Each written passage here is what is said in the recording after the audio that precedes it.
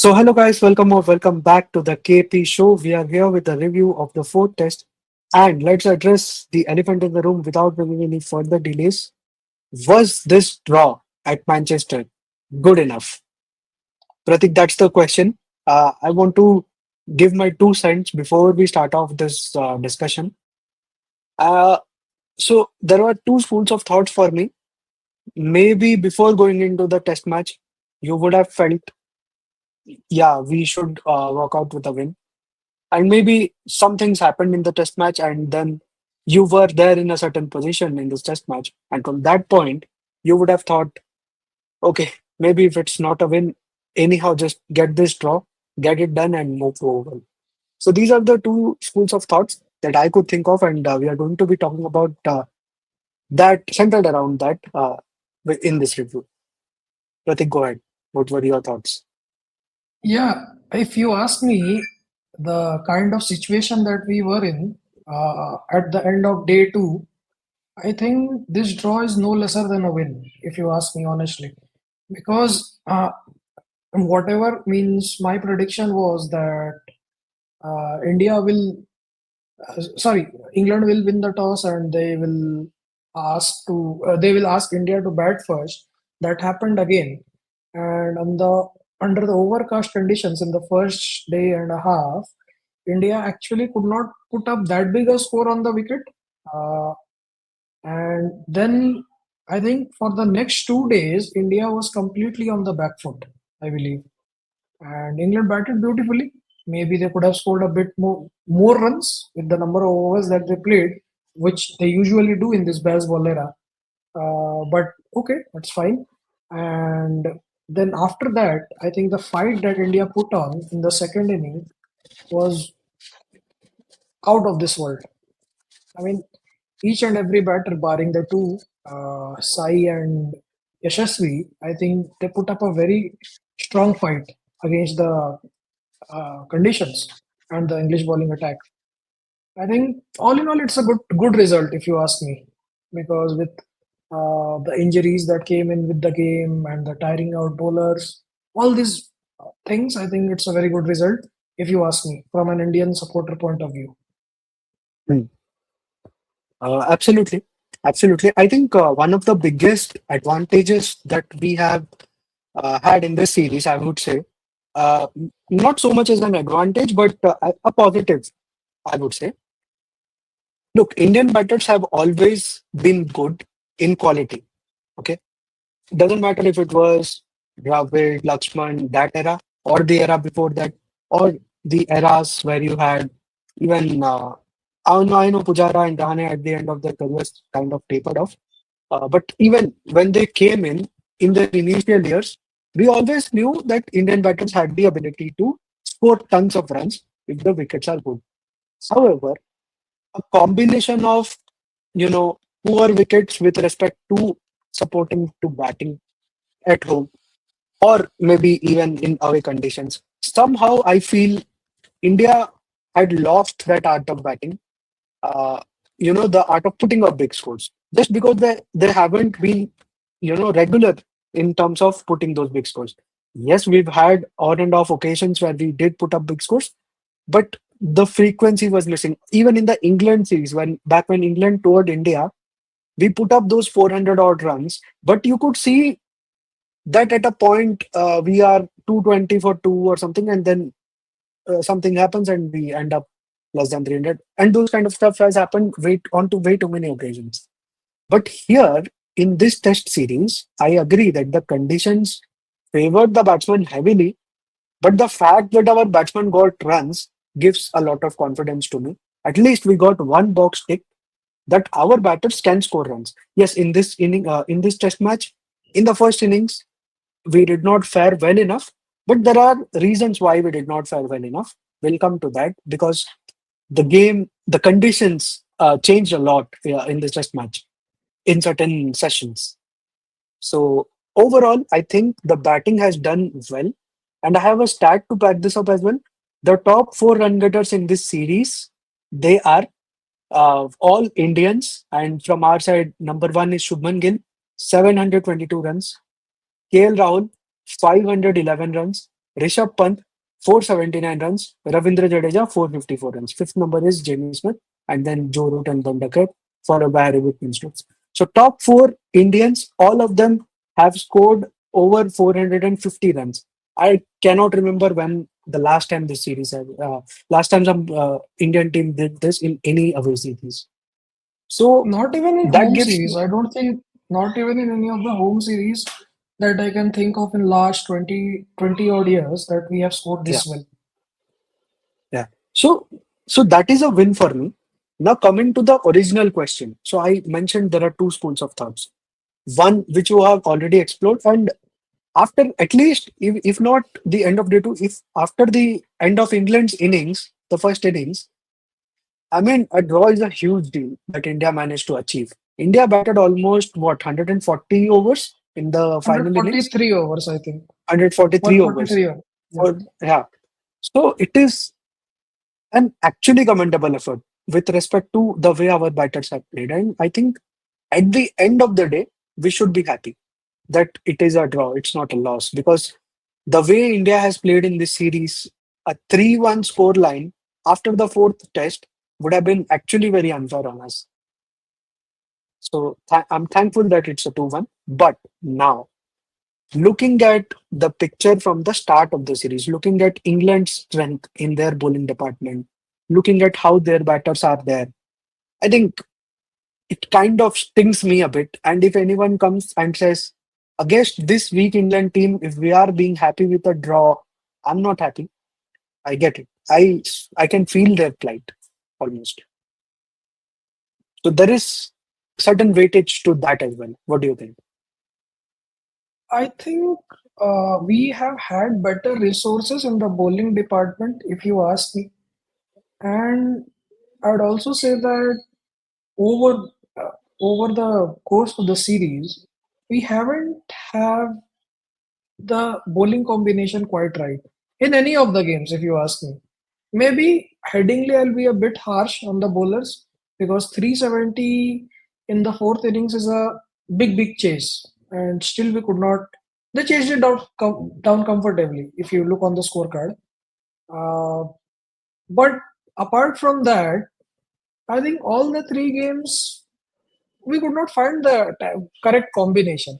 Till now, we don't know.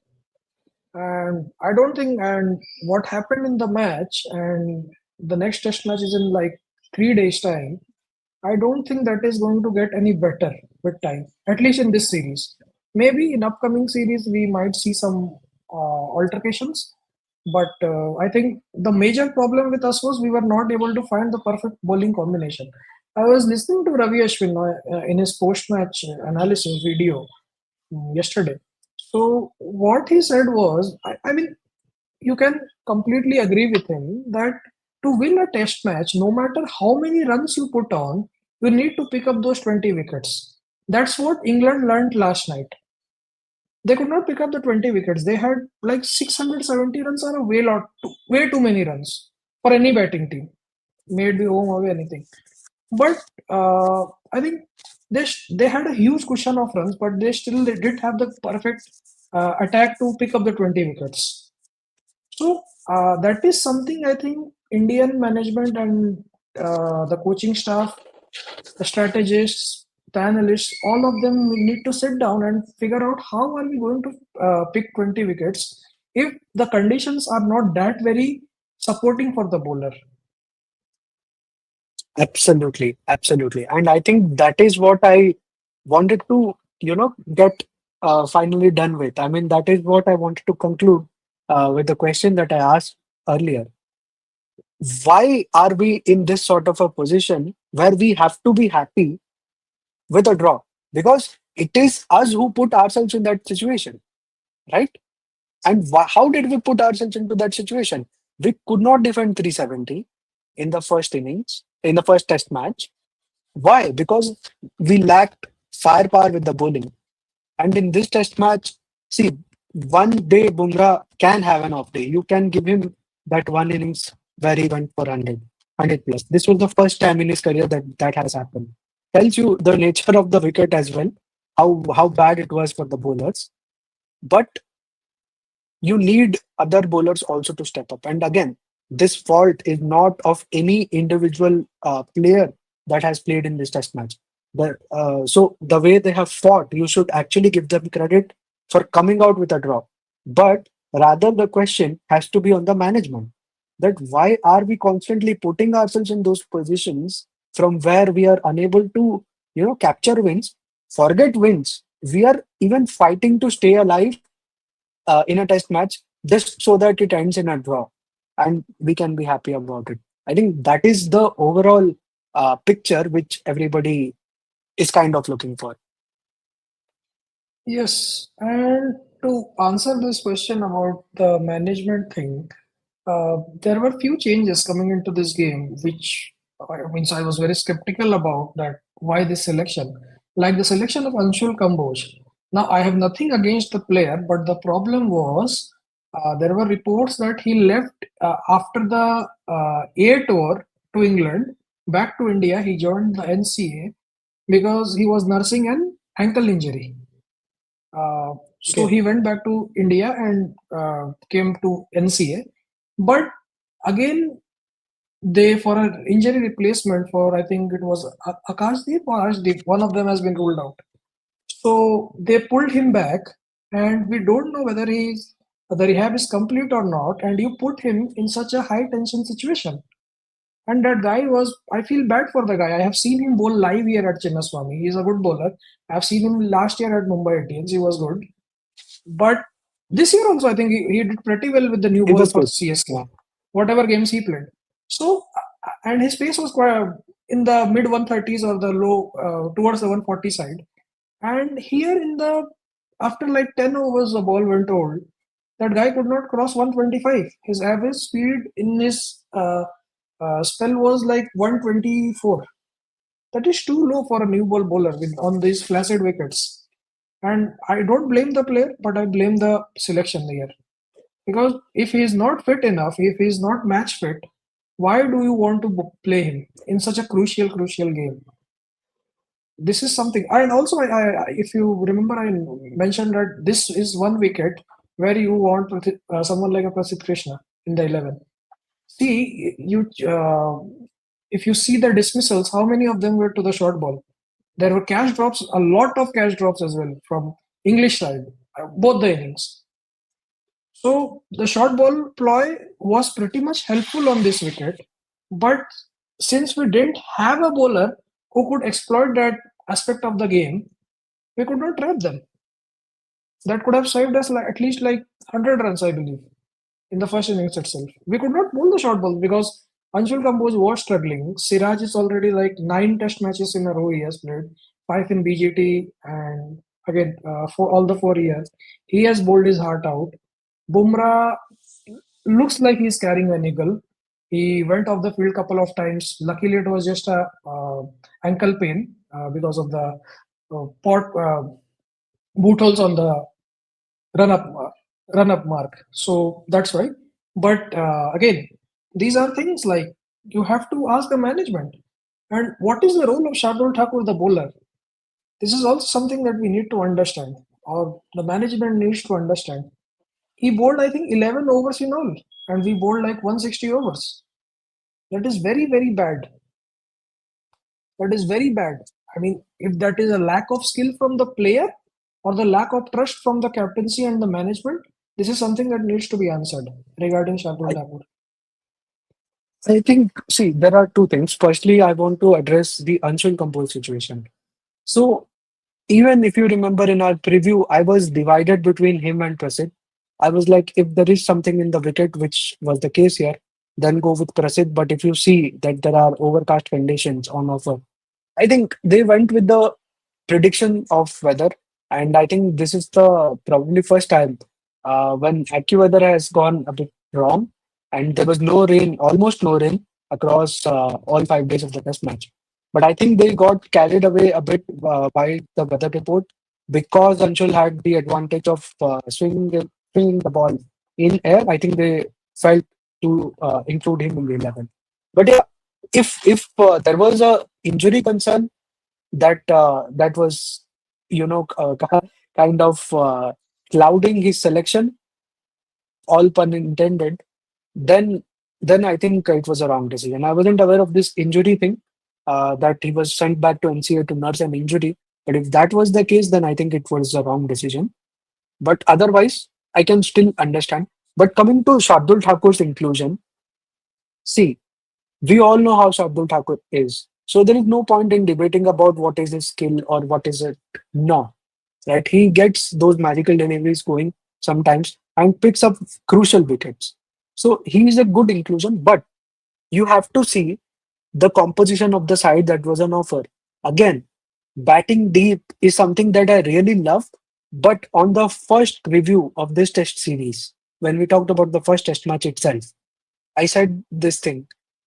If you are not confident of Shardul Thakur as a bowler, as a pure bowler, his batting is a secondary skill, considering the position where he bats.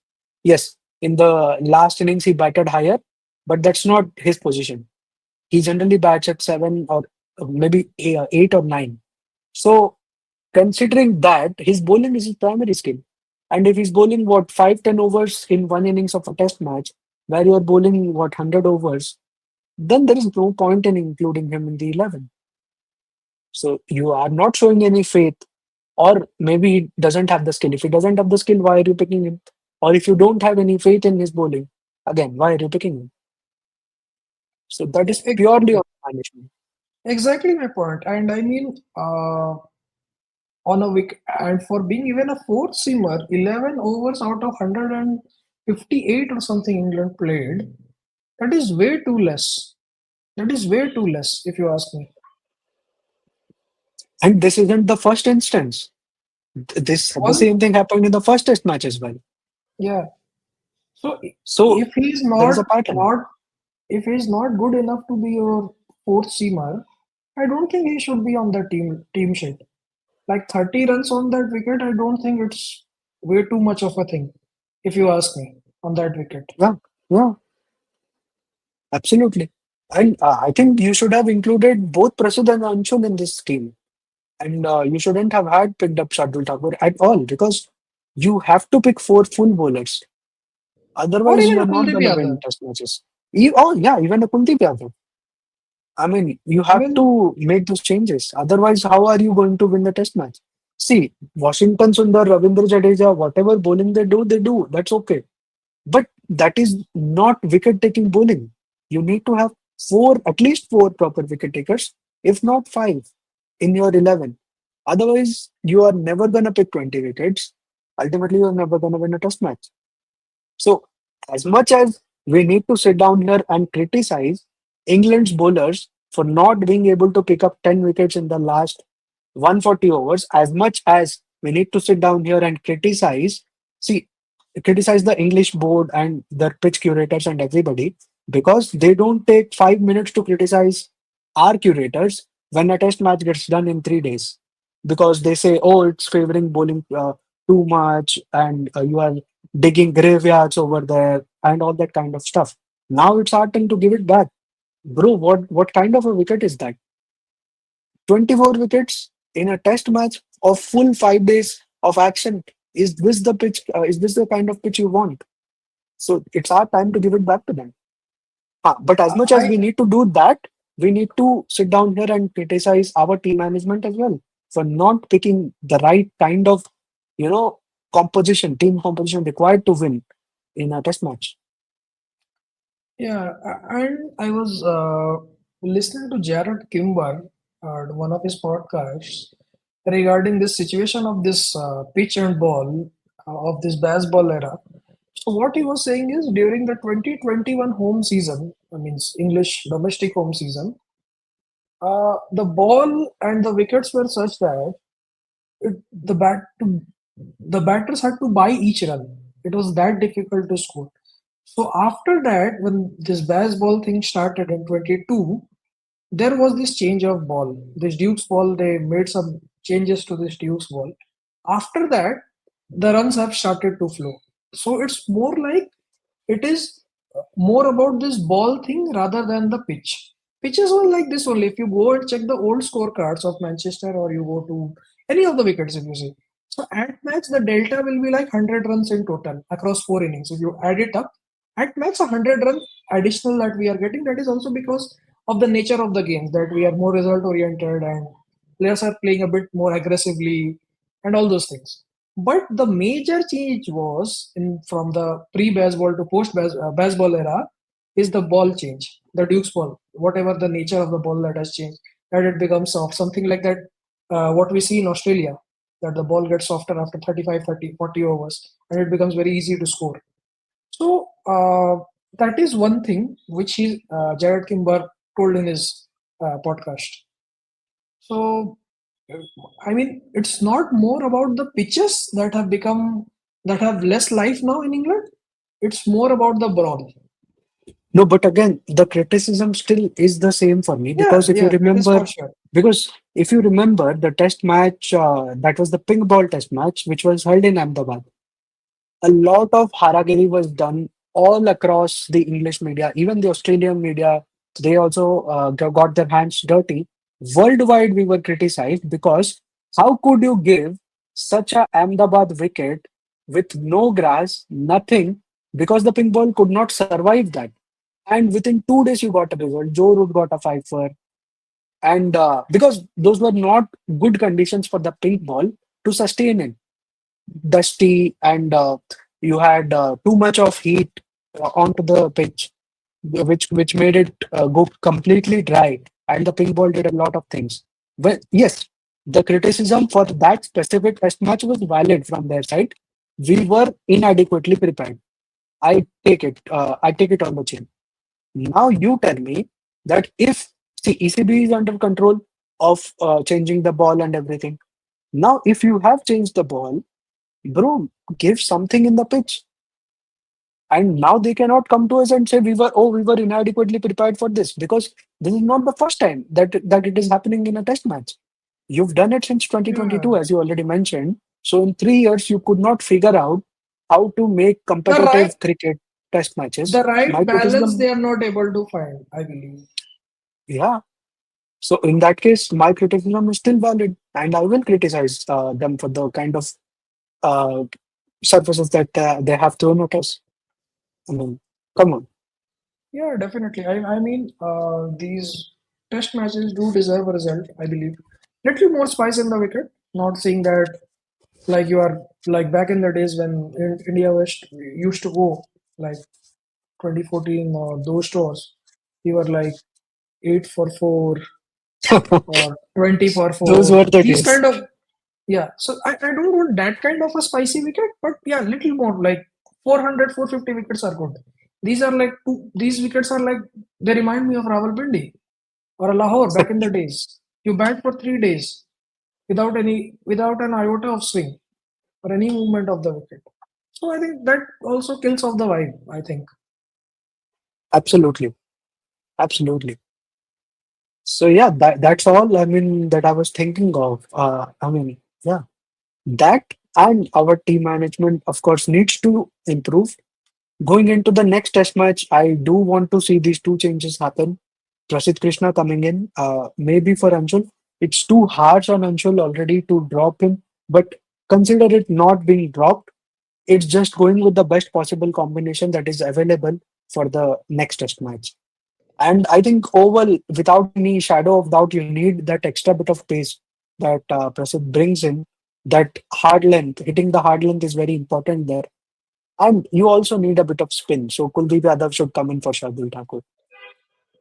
Those are the For two me, changes that I'm looking at. definitely, definitely, I would also double down on that. And also one more force change. I think we will see Dhruv Jurel Dhruv finally. Churel. Yeah. Unfortunate for Rishabh Pant, and good wishes to him that he recovers quickly and takes back his spot behind the stumps.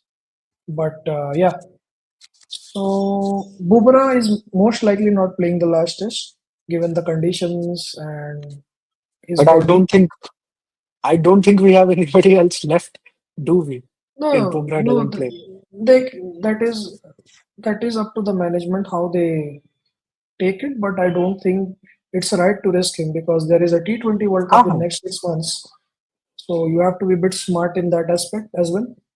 And there will be also be, I think, multiple home series, I think. One is Sri Lanka, and I think South Africa is coming to India as well in the winter to play some test matches. So it will be better if we are smart enough to rest him. And also, Oval is going to be if you are getting bored or getting irritated by what happened at Manchester. Oval is like 10 times the batting conditions at Manchester.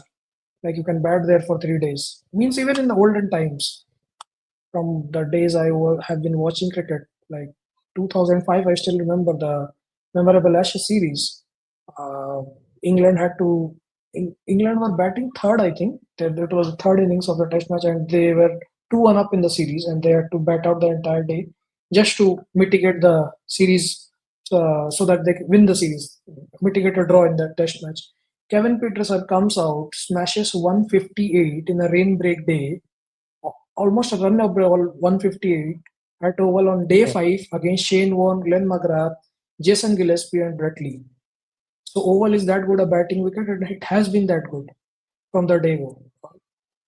So Yeah, I and we don't think, can't expect and we can't expect any spice from this English team at yeah, least. because no, see, also the condition where the situation where the series is placed currently. If you ask me if I am Ben Stokes or Baz McCullum, I am asking my curator to roll out a wicket which doesn't change for 10 days. I can bat there Yeah, for 10 days, no matter who bowls, whatever bowling is coming in. Because it's at least I'm winning the series 2-1. Doesn't matter what happens in the, what impact does it have on the WTC table? That is a secondary thing, but at least I'm not losing a home series or I'm not leveling it up. So either way, it's a win for me. So absolutely. I also, I think don't that's think what is going to England. happen. Also, I think for England as well, there are concerns. I think Chris Woakes is done for the series. I think during his last spell, he was bowling in the mid 110s. So with the keeper up, he's also done. Bryden Cars did bowl a little That less against you know who that reminded me of? That reminded me of Bhuvneshwar Kumar back in 2014 when he returned BGT, from that injury. And BGT. the first over that he bowled 105. I was like, what the hell? Because I pinned a lot of my hopes on Bhuvi's return that okay, finally now our bowling will look good because we conceded 500 in the previous game at 5 runs and over. And then Bhuvi comes in, he bowls in 105. Was I it was like, what the hell? was it Brisbane or was it Melbourne? Which one? It I was think that was Sydney. It was Sydney. It was Sydney, if I'm Sydney. not wrong. I can't Oh, remember. Yeah, I think it was Sydney. they smashed us a lot in that in that series. I think. Yeah. So That series is so hard. Oh that is man. something. That is something I think both the teams. I think they are having injury concerns, mostly due to the fatigue, not the injury. It's because the fatigue what has been on the bowlers for bowling like 150 overs. And I think England will have more fatigue because we have batted better than them and longer periods because England were scoring runs, but they were not batting out the time. In the Edgbaston test also we saw that thing, and Leeds also, but Leeds favored them a lot, that they managed to pull off a win there. So I think both the teams are having the same problems with Hmm. respect to who will play. Yeah, yeah. That is for sure. So yeah, I think there's a few things that we need to cover with respect to this test match. Firstly, it is Jadeja, I would say. Uh, we just need to talk about him briefly. I think we all know Ben Stokes is one of the finest all-rounders possibly ever, and Jadeja I think is also right up there. Yes, in terms of runs, it doesn't kind of match what Ben Stokes did. But I think overall, if you look at his career, home and away, Jadeja has been excellent with the bat. And at home with the ball, I think he has been absolutely phenomenal. And I think he deserves to be in the greatest all-rounders list for sure, at least in the top five, if I'm not wrong. We may have to have some debates over that. At least in terms of spin bowling all-rounders, I cannot remember too many. who were as good as him. Especially in England, 1,000 plus runs and 30 plus wickets. I think he's third on the list. The first two were, if I'm not wrong, Gary Sobers and Wilfred Roots are the top two. Maybe it will be Ian Botham.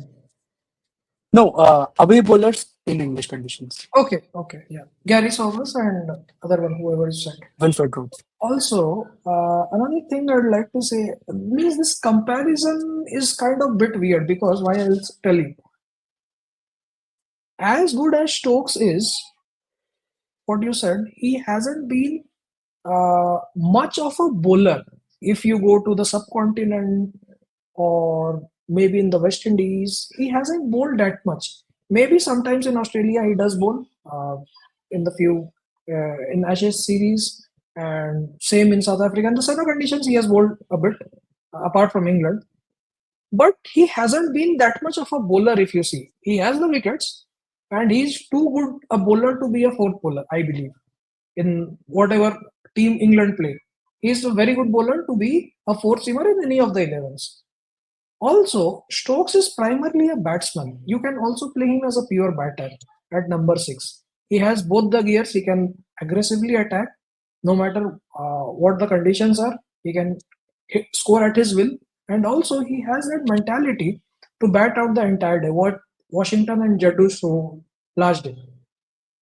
So he is more of a batting all rounder. But for Jadeja, the thing is reverse. If you see in the first 10 years of his career, like till 2020, 2021, he was never a batter of the top six. If you see, majorly he batted at number seven or eight, even in the home games. He was never a batter of the top six. I think he was promoted first time in that Sri Lanka home series where Rohit Sharma's first uh, series as a captain, I believe, where Jadeja was at number six or something. He started to play when Rishabh Pant at five and Jadeja at six. We went into that combination. So I think he hasn't batted that much in the top six, and also he because there were other batters who did that job. So it's an unfair comparison on both of them, I believe. Both are greats in their own way. And bowler, I think there is no comparison only, no matter how you see it. Like in India, he is our after second best wicket taker after Ashwin, I believe, in the last 10 years. And Absolutely. overseas also he has been very good. There was an article, I think in 2022 or 23, Wisden published a list of the most impactful cricketers in Test cricket in the 2000s, like from 2000 to whatever date it was. And Jadeja was ranked one. Second was Murli on the list. So Jadeja is that good. So I don't think there is any reason that anyone says that Jadeja is not better than Stokes or vice versa. They are both great in their own aspects, but they have very different skill sets that they provide to their team, I believe. So it's not right to compare them. Currently, I think Jadeja is much ahead, if you ask me, in both the departments. Maybe not in looking at his bowling charts in this series, but overall, if you ask me. Yeah, absolutely. I think that should kind of rest the debate. I would say, as you mentioned, right, different skill sets, and you have to look at them differently as well. And yeah, Jadeja has been, I think, an invaluable asset to the Indian team. Yes, his overseas bowling, I think, could be a lot better. But considering he is your fifth bowler, it doesn't matter that much. It only creates an issue when you have kind of lack of bowling depth, as was the case. You could say in BGT and in this series as well, because we seriously lacked that potency in our pace bowlers. Now coming to the other person that I wanted to talk about, Washington Sundar.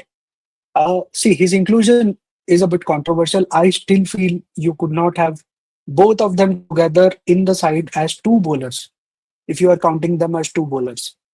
So that is the mistake. And I think we in this test match we had too many all rounders. We had three all rounders. I don't know what this fantasy is for Gautam Gambhir of putting in only all rounders in the test match 11. But seriously, you need to get in better bowlers. So I think in the next test match, Washington Sundar and Jadeja will play together as one bowler and two batsmen. That is how I look at them. Then the 11 makes sense. Yeah, I'll agree with that as well. I think Washi had his upper hand because of that performance at Lords with the ball, I believe. And also, he had some experience of county cricket with Lancashire back in 22, which is the home team at Old Trafford. So these were two things. Also, I think from a batter point of view, I think Washi is a good batsman, a solid batsman. Maybe not a top four, but surely he needs to bat in the top six. That is my personal view.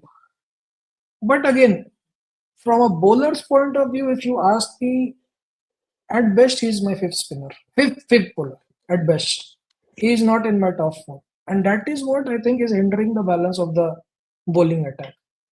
Yeah, people can say that when he was introduced, he changed the game in a flash. But if you go and look at the dismissals, see, Polypop always had this, and Nasir Hussain, I think, has called it out multiple times on air that he has this tendency to push at the wider ones with hard hands, which often causes his downfall. This happened with him in the subcontinent, both in India and Pakistan, then again in the home series here. He tends to push with the hard hands. And Harry Brook, if I am Baz McCullum at that point of time with the last two dismissals that guy has, second innings Lords and this innings, if I am Baz McCullum, I am dropping him next match. I am dropping him next match. You cannot be so irresponsible. What are you trying to do? You came out on the wicket. You can't play a fancy shot every ball. This is test match cricket. You need to understand that thing. And the team is poised in such a good situation. You don't need as well. No need to do that. And you are doing it again and again and again. That is something Absolutely. people need to look how he got out. It is carelessness of Brook combined with some good bowling. It's not like it wasn't half volley on like the fourth stump line. He just missed it. He came down the wicket and he went away. That's it. But yeah, from a wicket taking point of view, I'd say I'd like a Kuldeep Yadav if I want to play as a primary spinner. None of Jadeja or Washington Sundar have put on that kind of a bowling display till now in the series. Yeah, maybe Washi has the wickets, but if you look at the mode of the dismissals, I still think he has a long way to go to I be a think in the primary next spinner. test match, I think in the next test match we could go in with a 3+3 combination, as in three seam bowlers, Siraj, then Prasid, and since Bumrah won't be there, it makes it very tough if Bumrah isn't there because I don't Arshdeep think and he will be Akashdeep there are not there. because it was very clearly mentioned when he was selected that if they play him more than three tests, it's going to be a problem for him in the coming days. So Arshdeep and And Akashdeep, what is their situation? Are they gonna come in? not sure because Akashdeep I think also has some back niggle and Arshdeep has a split webbing in his left bowling hand. So In that it's case, I think difficult. it is. Means he In has that the case, I think stitches. it is.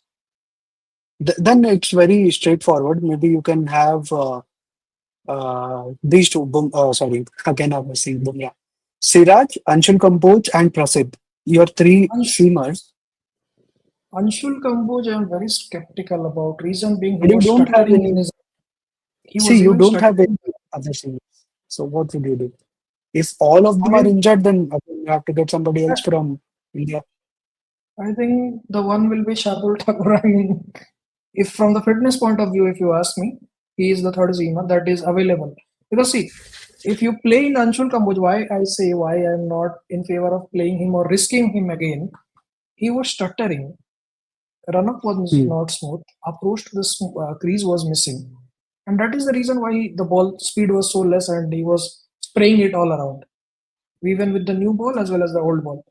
But Yeah, I think. the Yeah. problem is if he plays in a flaccid wicket again in oval, what happens if he has some injury? Means that if the injury reoccurs, In that point, you are a bowler down. In those conditions, it's like the game is gone, completely gone. So that Yes, see, I wouldn't want that. either way, they both considered at 5 runs on over. If you ask me, he got a lucky wicket, Anshul Kamboj, or a good wicket, whatever you can put it in.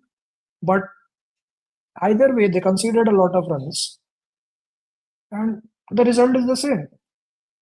So why do you want to risk him and aggravate his injury if that is a concern? Then I think it's two straight decisions that you can take here. Actually, if you look at the 11, I think three changes I'm seeing already. So Kuldeep can come in for Bumrah. You bring in Prasidh Krishna for Anshul Kamboj, both due to fitness reasons. So understandable changes. You then have three spinners and three seamers going into the fifth test. And with the bat, I think Pant is out and Jurel is in. So that is again a forced change due to injury that we have to do.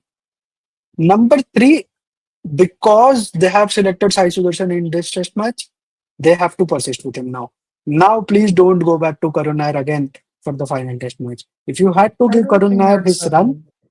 yeah, if you had to give him his run, you should have done in both these test matches.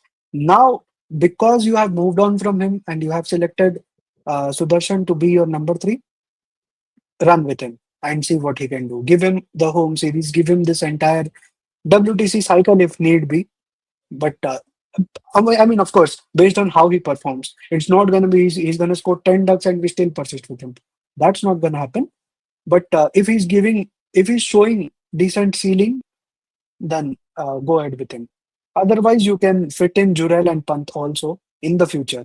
Jurel at three and Pant when he comes back. Of course, he'll get back his position. So that way also we can think of. But for now, continue with this. And I don't think there is any other change. So that makes your 11 of Jaiswal, KL Rahul.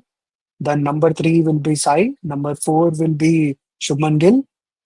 Five, I think you can push Jadeja here at number five just to have that lefty righty kind of combination going on. Oh, but again, you have too many lefties at the top. Then you can go in with Juren at number five. Six, seven, Jadeja and Sundar. And then eight, Shardul Thakur. So this also completes the fascination that Gautam Gambhir has for all rounders, batting till eight. That is also sorted. I think this is a natural team selection that's going to happen because of the number of injuries that we have in our squad. But Yeah, I that's mean, pretty nobody can much it, I debate also believe. with this. Yeah, I think that's pretty much it. Also, people might come up here and with speculations regarding Bumrah, that why he doesn't play all the test matches, No, I think it's see or if or there is why. any, if there is for me, I'll just before you say anything, I'll just blurt out my statement that I've always had in my heart. If there is the slightest of concern with Bumrah, unless it is a World Cup final or a semi-final or any sort of knockout game which could get you out of the World Cup, 50 over World Cup, not even T20 World Cup. Okay, Bumrah doesn't play. As simple as that for me. For sure. Rest him, man. Yeah. So, so people what they do. I mean, I have seen a recent trend. So, so there are two sections of people. So one is who support Bumrah, the others who don't support Bumrah. So the ones who don't support Bumrah, they come up with this comparison with Mitchell Starr, that Mitchell Starr didn't play the IPL for 10 years and prioritized country over IPL money. Bumrah plays for Ambani and all this stuff. I like to remind them one thing. Apart from that one season in 2020, 2019, there is not even, sorry, 2023, where Mitchell Starr opted out of uh, the IPL. He always registered, or he was forced by the Cricket Australia not to participate. You go back, you check the articles each and every year, there was some incident which happened with Mitchell Starr. Either he is injured, or Cricket Australia says you are not going to play the IPL because of the workload management. In Bumrah's case, there is no such communication from BCCI. There is no, because IPL is a home tournament for us.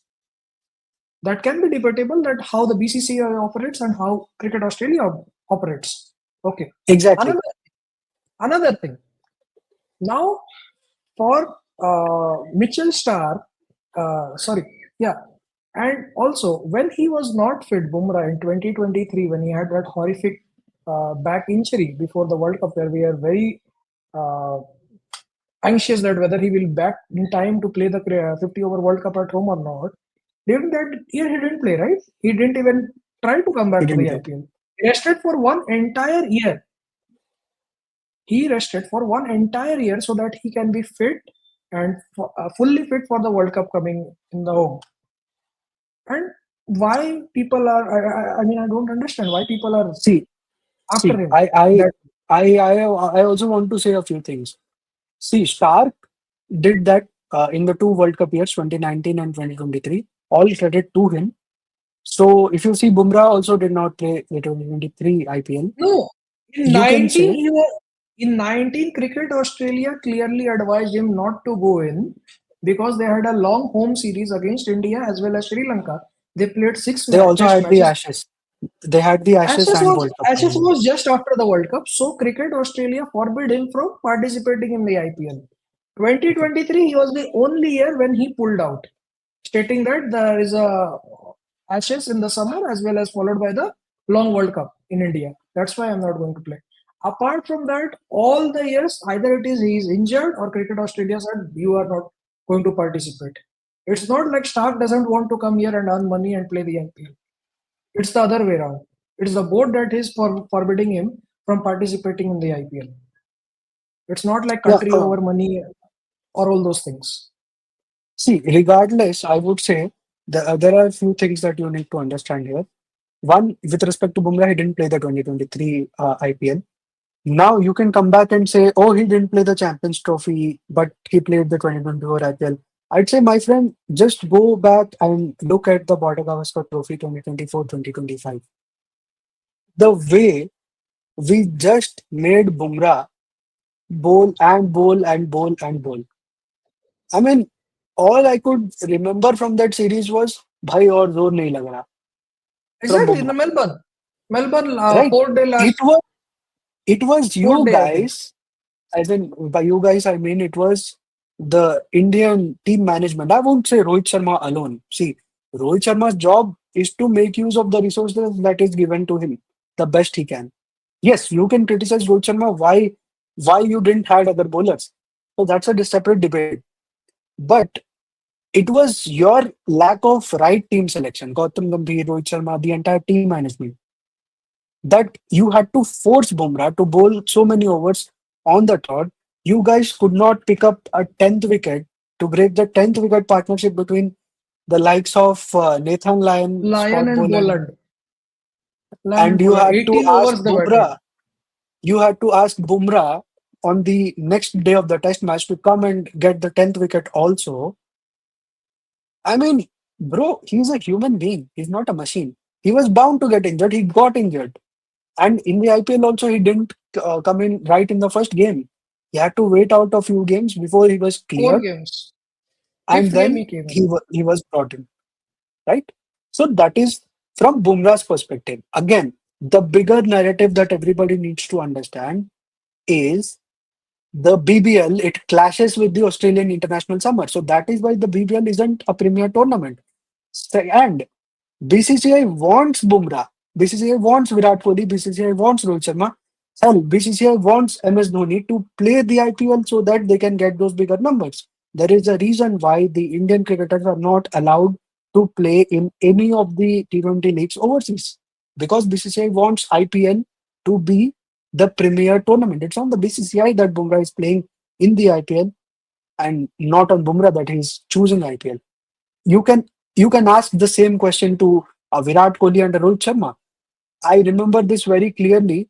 Back in, I think, 2022, we had an India South Africa T20 series. Now at that time, the fashion was, oh, we have a T20 World Cup in this year, so we will only play T20s. One days are not important to us, and vice versa. When there is a one day World Cup, they were saying that one days are important, will not play T20s. Going by that logic, in 2022, We had a T20 World Cup in Australia, so T20 should have been a priority. You agree? What happened in that IPL season? Both Virat Kohli and Rohit Sharma played. Right after the IPL, there was a India South Africa series where a bunch of young guns played. Rishabh Pant was the captain in that series. It was a five-match T20I series. Virat Kohli and Rohit Sharma didn't play. As per the logic, because T20 was important, they should have played that series, but they didn't. Why didn't they play? I don't see anybody raising questions on Virat Kohli and Rohit Sharma that why are they not kind of preferring country over IPL? They chose IPL, and it is natural for anybody to choose IPL. And I think people should be kind of relaxed over here instead of just constantly judging on, oh, why this guy is playing IPL but he's not playing international cricket. So BCCI wants that. So you have to understand that. Exactly. And I think people have to be a bit more empathetic with Bumrah. I mean, he has given it his all. You see the numbers that he has put on, like he averages less than Malcolm Marshall. He won. I mean, that is something too hard to imagine in this era with the kind of wickets and what we are seeing. The run scoring has become so easier, flat wickets, all those things. And he's like way ahead of his time, you can say, as a bowler. You see, Also, you uh, compare him with the likes of Pat Cummins or Kagiso Rabada. You see their support bowlers. Kagiso Rabada, in the supportive pitches of South Africa, he has a Marco Jansen who is 7 feet tall, bounces out any batsman that is alive. There is a there is Lungi Ngidi, who is a similar mold of a bowler. There is Henrik Nokia, who bowls 150 consistently. These are the bowling attack. This is the bowling attack that he plays in. Then you move to Australia. Pat Cummins has a Josh Hazelwood, who is a faster version of Glenn McGrath. He has a Mitchell Starr, who can swing the ball in the toughest of the conditions and makes hell for any batter who is coming out to bat against the new ball. And then we come to India. Who Bumrah has got? Siraj. Siraj. I mean, he's a workhorse, no doubt, but he's not your. If you ask me, he will never be your top two wicket taking bowlers. Never. If you go by the numbers, absolutely. Shami has been injured for the last 2 years. I think after 2023 2023 that World Cup he hasn't played. WTC, I don't think he has played any test matches No, now. no, he I hasn't. don't think. No, he hasn't played. Exactly. So Bumrah doesn't have that support bowling as well. You need to consider all these things. He has to do all the heavy lifting by himself when we visit the Sena countries.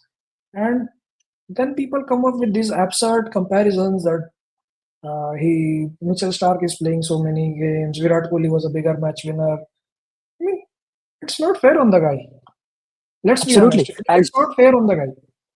And what we talked about was also how the business is run by the BCCI. But now coming to the technical part, you see Bumrah's action, and if you are expecting him to play all three formats, all the games, it is impossible. Your expectations are impossible, I would say. You look at the other guy's action, you look at Star's action, you look at Cummins' action, they are different. Bumrah is a different breed of a bowler, and you don't get that kind of uh, novelty, I would say, from from too many people. And as in corporate world, as in everywhere, I would say, life is unfair, guys. It's not the same treatment for everybody. Bumrah is excellence, and excellence deserves a bit of entitlement, especially because there is nobody. I say this about Hardik Pandya also. Who is the replacement of Hardik Pandya? You don't have anybody in white ball cricket. Simple. Same with Bumrah. You don't have a replacement of Bumrah. And as long as you don't have that, you have to treat that piece of novelty as a gem. And in this case, Bumrah is a human being, man. So if anybody is criticizing, just be a bit more empathetic towards him, is what I would say. Definitely. And it's the need of Indian cricket that Bumrah stays fit and plays for as long as he can, so that he plays those important games and can win us those ICC trophies. So you have to preserve them. I think the fact that we had to discuss this part also so much is I kind mean, of I don't I know. felt agitated. If you ask me for the last Same. 15 days or so, I felt agitated. I mean, people are saying that he didn't play at his best and we won. Now we played him at Lords, we lost. I mean, how stupid you can be making such statements. And it has been a lot. I mean, last 15 days I've been reading and reading and reading and all this stuff, and I want to vent it out. And he's your biggest Yeah, match I winner. mean, Even it's Virat absolutely Kohli, fine. even the Virat Kohli fans who were making fun of him or trolling him, Virat Kohli himself in the post T20 World Cup celebrations at Wankhede, he told the first line was, Jasprit Bumrah is a treasure to the country that we should preserve. Your idol is saying such words about that guy, and you are out here trolling him. Come on. See, I think it's not just about Virat Kohli fans or any section of the fans. I think it's for general public, for anybody who is thinking, why is Bumrah being treated like this? Why is he not playing test matches and he's keeping test matches at his will? So it's not easy. His action is something that is a killer. And the fact that he has played this long is also credit to the guy and credit to the way that he has been managed, I would say. Overall, not in some particular series like it happened in BGT. Overall, he's been managed decently. That is why he's there. And I just hope that he continues for at least few more years. But yeah, I think we've talked about a lot of points. I think, look, 3-1 is something that shouldn't happen because if it 3-1 at the end of this test series, I'm seriously gonna cry, man. Because as I mentioned, top four run getters, Indians. The where we lack is the wicket taking column. So just because we haven't been able, even in the wicket taking column, if you see the top four, number one is Ben Stokes. After that, you would see three Indians: Bumrah, Siraj, and Nakaspi. So after doing so well in this test series, if we are still losing by 3-1, it's going to be a bigger heartbreak for me than it was in 2018. Because that was a very close series that we lost, but this would be even harsher for us if we lose. So 2-1 is what I predict, but I do hope that we can at least make it 2-2. And if we do so, we should walk away from England with pride because it's not easy. A new batting lineup has been assembled. Yes, you can say it's an upgrade because we have replaced people who were not performing at all. So it's automatically it becomes an upgrade, but it's the kind of first tour collectively, first tour for Gill as a captain. So you have to kind of have that patience. So I think if it's 2-2, it's a extremely good result, and I would be happy with that. But 3-1, if it is 3-1, then I think the pressure will be on Gautam Gambhir, if not anybody else. Yeah, I think he is the one who has to answer the questions. If it is 3-1, I mean, I think it is his fascination of this all-rounder thing, which has been the core problem in all these test matches, if you ask me. So, yeah, let's see. We hope for the best. Yeah, same. Let's see what happens. And I think this podcast was quite different than what we usually do after the match. We just talk about how the game has panned out. This was kind of more on generalized topics that we wanted to discuss. Yeah, because the team management for me has been kind of a letdown, if you ask me, because the players that we have deserve a lot more. They're capable of achieving a lot more, and I think there has to be a good environment that kind of enables them to achieve, uh, good results in Test cricket. I think that's going to happen eventually, but for now, it was a bit of disappointment in the first, you could say, the first four Test matches of the series. Yeah, that's Cool. pretty Hope. much it, I think. Yeah. Quite a long time, I think. Yeah, I hope you guys enjoyed this video. If you like our views or if you disagree with us also, please do comment and let us know. I mean, we have strong opinions in a lot of matters, but I'm sure that is the case with everybody. And we are always open to learning new things. If we are wrong somewhere, please correct us, and we will take that under advisement, and we'll do better next time. So, so that's all that I have to say. And if you like our content, consider subscribing to our channel, share this video to your friends, and we'll see you in the next one. Up until then, ciao.